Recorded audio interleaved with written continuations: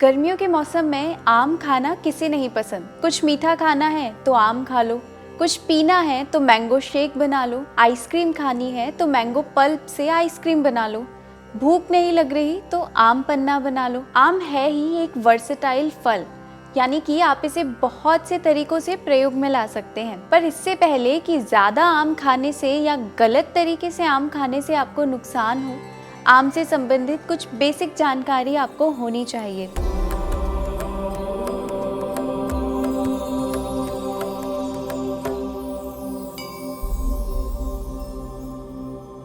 सबसे पहले जानेंगे पके हुए आम्र फल के बारे में।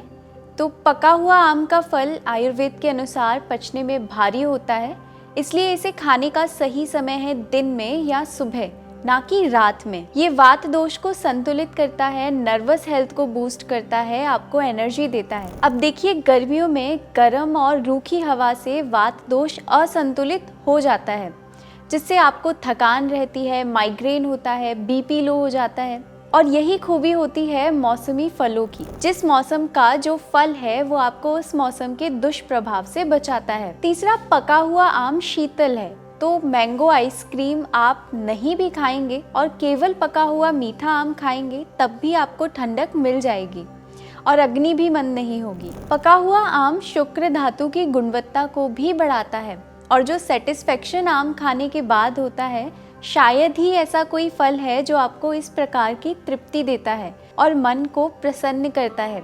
इसलिए पके हुए आम के फल को विशेष रूप से आयुर्वेद में सुखप्रद कहा गया है, यानी कि इसके सेवन से व्यक्ति को सुख की अनुभूति होती है। दूसरा, हम इस्तेमाल करते हैं कैरी, यानी कि कच्चे आम का। अब जब भूख नहीं लगती तो गर्मियों में सबसे अच्छा उपाय है आम पन्ना पीना। यही कच्चे आम का पहला गुण है कि ये भोजन में रुचि उत्पन्न करता है, भूख बढ़ाता है। अब ऐसा कई बार होता है कि सारे पके हुए आम के फल मीठे नहीं होते, कुछ में खट्टापन भी होता है। तो आयुर्वेद में कहा गया है कि खट्टे आम के फल को अगर बहुत ज़्यादा खाया जाए तो ये अग्नि मंदता करता है, ज्वर यानी कि फीवर तक का कारण बनता है और ब्लड डिसऑर्डर्स का कारण होता है। साथ ही ये आईसाइट के लिए भी अच्छा नहीं होता।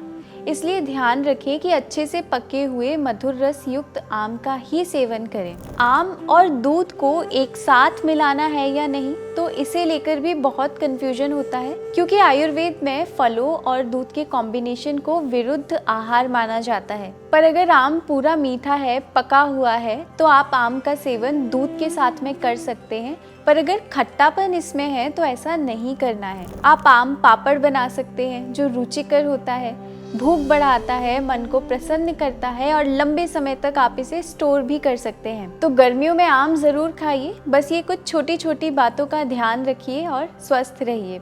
इसी प्रकार की अधिक स्वास्थ्यवर्धक जानकारी के लिए सात्विक जीवन के साथ जुड़े रहिए।